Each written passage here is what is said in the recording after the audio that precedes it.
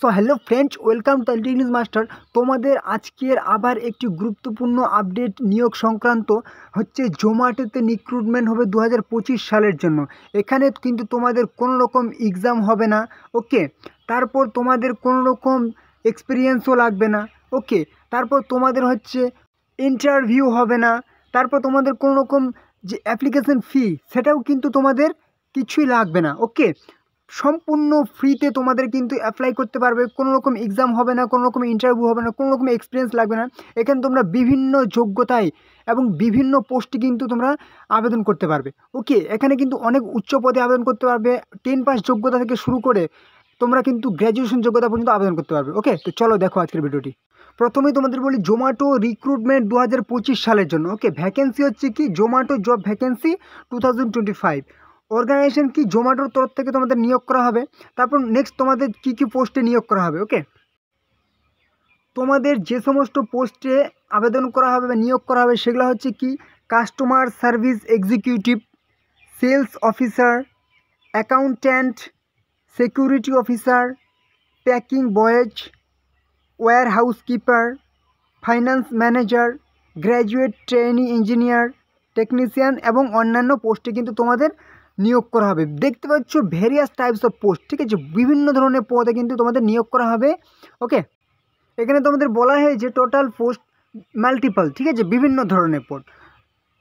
Apply mood, তোমাদের অনলাইনে আবেদন করতে হবে। কারা কারা আবেদনযোগ্য? অল ইন্ডিয়া থেকে পুরুষ মহিলা সবাই কিন্তু আবেদনযোগ্য, ওকে। এবারে চলে আসি তোমাদের স্যালারি, ঠিক আছে। তোমাদের যে স্যালারি সেটা কিন্তু 18,000 থেকে শুরু হবে এবং 65,000 পর্যন্ত কিন্তু তোমরা স্যালারি পাবে, ওকে।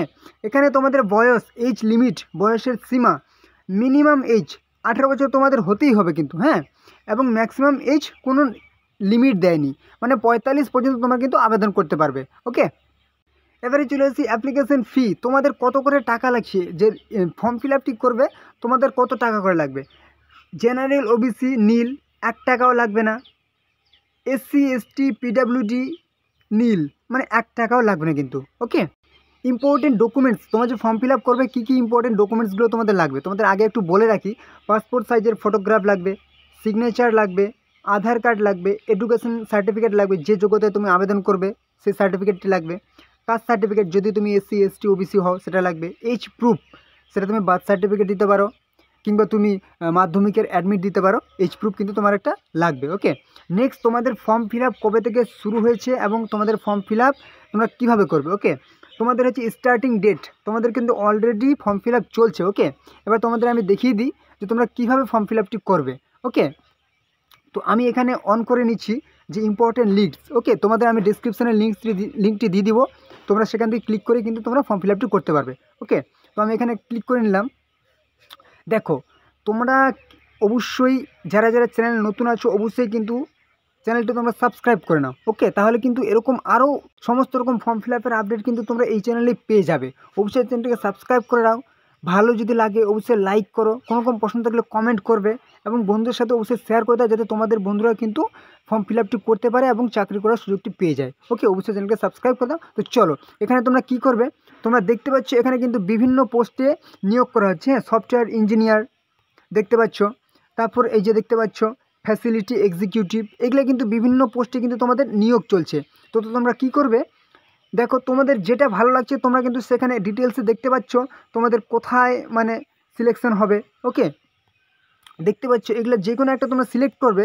সিলেক্ট করার পর কি করবে, এখানে একবার ক্লিক করলাম, যে কোনো একটা ক্লিক করে নিলাম, ঠিক আছে।